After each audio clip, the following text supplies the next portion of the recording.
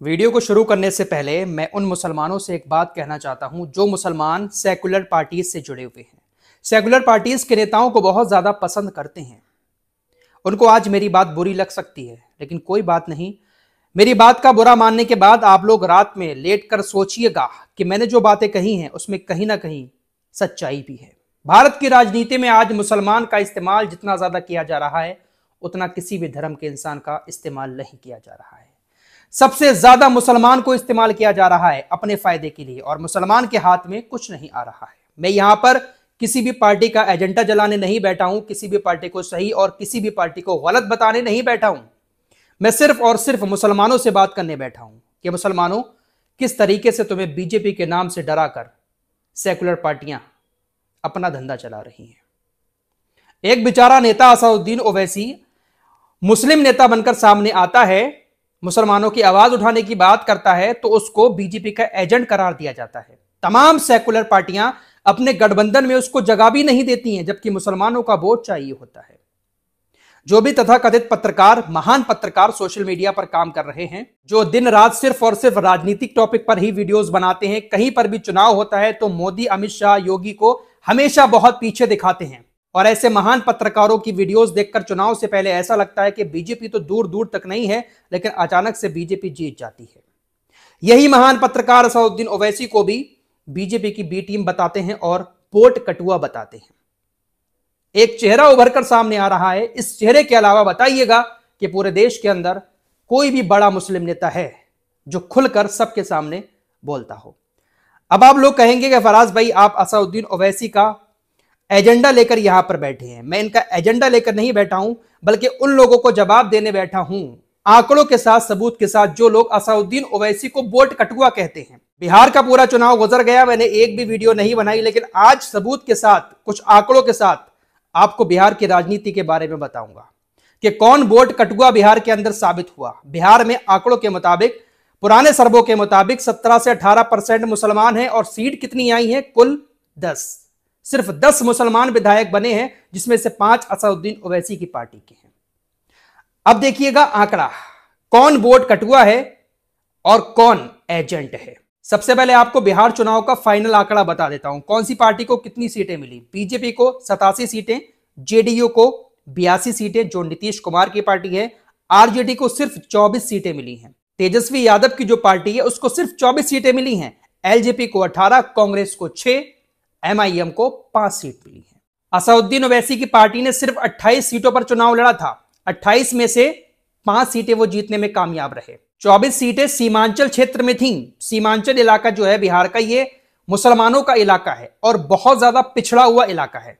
असदुद्दीन ओवैसी को ये जो 5 सीटें मिली हैं, ये सीमांचल से ही मिली हैं, जो पूरा मुस्लिमों का इलाका है। और इनके जो कैंडिडेट जीते हैं असदुद्दीन ओवैसी साहब के, वो 2-4 हजार वोटों से नहीं जीते हैं, बल्कि 23,000 वोटों से जीते हैं, 38,000 वोटों से जीते हैं, 27,000 वोटों से, 28,000 वोटों से। इतने बड़े मार्जिन से असदुद्दीन ओवैसी के 5 कैंडिडेट, 5 विधायक सीमांचल से जीतकर आए हैं। अब जो लोग इनको वोट कटुआ कहते हैं, उनको यह आंकड़ा देखना चाहिए। बलरामपुर की सीट असदुद्दीन ओवैसी का एक कैंडिडेट 389 वोटों से हार गया, और इस सीट पर सिर्फ बीजेपी और नीतीश कुमार की पार्टी के लोगों को वोट नहीं पड़ा है, बल्कि गठबंधन के लोग भी यहां पर खड़े हुए थे, और जीता है एनडीए का कैंडिडेट। ये 389 वोटों से जो हार हुई है ओवैसी की पार्टी के नेता की, अगर ये वोट ओवैसी की पार्टी के नेता को मिल जाते, गठबंधन को ना मिलकर, तो कौन जीतता? ओवैसी का नेता जीतता। आरजेडी जो 25 सीटें जीती है, उन 25 सीटों में जो हार और जीत का अंतर रहा है वो देखिए कितना है। एक सीट 178 वोटों से जीता है एक कैंडिडेट, एक कैंडिडेट 793 वोटों से जीता है, एक 881 वोटों से जीता है, और ये सारे के सारे वोट मुसलमानों के मिले हैं आरजेडी को। इसके अलावा जो कांग्रेस 5 सीटें जीती है, उसमें से एक सीट 221 वोटों से जीती है और दूसरी सीट 602 वोटों से जीती है। कितना कम आंकड़ा है हार और जीत का। ये वोट अगर आरजेडी और कांग्रेस को ना पड़े होते मुसलमानों के, तो शायद आंकड़ा असदुद्दीन ओवैसी के नेताओं को और ज्यादा बढ़ जाता। तो यहां पर वोट कटुआ कौन साबित हो रहा है? बिहार की एमआईएम पार्टी की तरफ से कहा भी जा रहा है कि कांग्रेस ने हमारे वोट काट लिए, वोट कटुआ कांग्रेस साबित हुई, वरना हमारी सीटें और ज्यादा बढ़ सकती थीं। आरजेडी और कांग्रेस ने हमारे वोट काटकर हमें नुकसान पहुंचाया, वरना हमारी 28 में से 15 सीटें तो पक्की थी। तो यहां पर एमआईएम के मुताबिक वोट काटने का काम, ओवैसी के कैंडिडेट को हराने का काम कांग्रेस और आरजेडी ने किया। सीमांचल का जो ज्यादातर वोट है मुसलमानों का, वो तेजस्वी यादव की पार्टी को गया है। असदुद्दीन ओवैसी के नेता भी वहां पर मौजूद थे, लेकिन वोट इनको गया है, क्योंकि मुसलमानों की नजर में असदुद्दीन ओवैसी बीजेपी का एजेंट है, असदुद्दीन ओवैसी वोट कटुआ है, इसलिए इनको वोट दिया गया। इसके लिए बिहार के अंदर मुसलमानों का हाल यह हो गया कि सिर्फ 10 मुस्लिम विधायक निकल के आए हैं। अब देखिए, असदुद्दीन ओवैसी ने तो सिर्फ 28 सीटों पर ही कैंडिडेट उतारे थे। बहन मायावती वो भी चुनाव लड़ी थी बिहार के अंदर, और उनको सिर्फ एक सीट मिली है, वो भी कुछ 100 के अंतर से वो जीती हैं, उनका एक कैंडिडेट। और कितनी सीटों पर इन्होंने कैंडिडेट उतारे थे? 192। 243 सीटों में से 192 सीटों पर बहन मायावती जी के कैंडिडेट उतरे थे। भाई कुछ तो वोट इन्होंने भी लिए होंगे, लेकिन इनको कभी कोई वोट कटुआ नहीं कहता। आम आदमी पार्टी की बात कर लेते हैं। आम आदमी पार्टी ने भी बिहार के अंदर 99 सीट पर अपने उम्मीदवार खड़े किए थे, लेकिन एक भी सीट आम आदमी पार्टी नहीं जीत पाई। सारे के सारे कैंडिडेट अपनी जमानत जब्त करा गए, लेकिन कुछ तो वोट काटे होंगे इन्होंने भी। कुछ मुस्लिम नेताओं को भी आम आदमी पार्टी ने टिकट दिया होगा, बहन मायावती जी ने भी कुछ मुसलमान नेताओं को खड़ा किया होगा, तो मुस्लिमों के वोट उधर गए होंगे। इन लोगों को कोई वोट कटुआ नहीं कहता है। असदुद्दीन ओवैसी साहब सिर्फ 28 सीटों पर लड़कर 5 सीट जीत जाते हैं। कांग्रेस जैसी नेशनल पार्टी सिर्फ 5 सीट जीत कर आई है, 6 सीट जीत कर आई है, उसको कोई कुछ नहीं कहता है, लेकिन ओवैसी के ऊपर सारी तलवार लटकती है।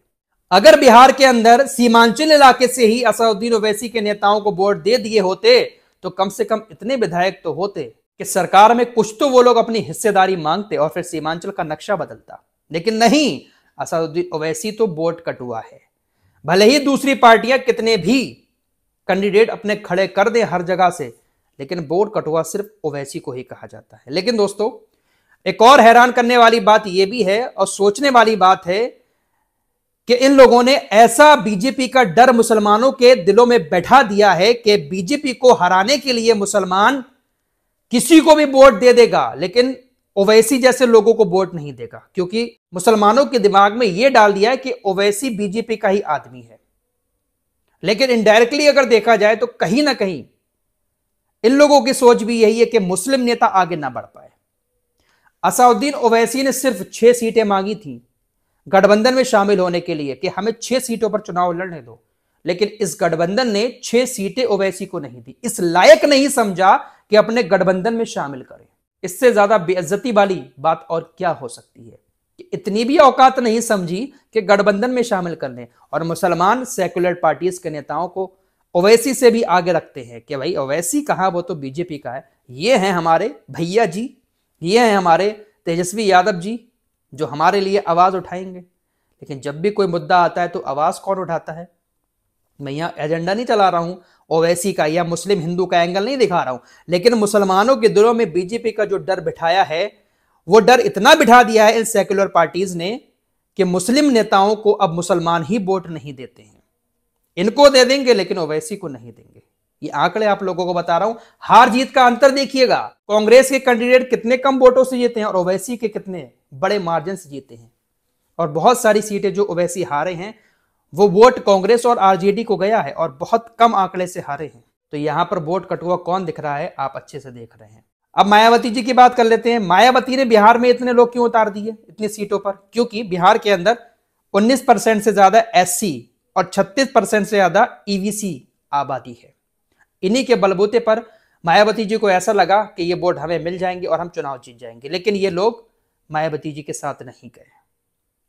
ऐसे ही उत्तर प्रदेश के अंदर होता है। मुसलमान तो अखिलेश यादव को वोट दे देते हैं, लेकिन अखिलेश यादव के ही जो अपने लोग होते हैं वो बीजेपी की तरफ चले जाते हैं। तो मुसलमान बीजेपी से डरकर, बीजेपी का डर इनके दिलों में बिठाकर मुसलमानों के वोट ये लोग ले लेते हैं, लेकिन अपने ही वोट ये लोग इकट्ठा नहीं कर पाते हैं। तेजस्वी यादव की बात करें, तेजस्वी यादव ने बिहार के अंदर जो सीटें जीती हैं वो ज्यादातर मुस्लिमों के वोट से जीती हैं।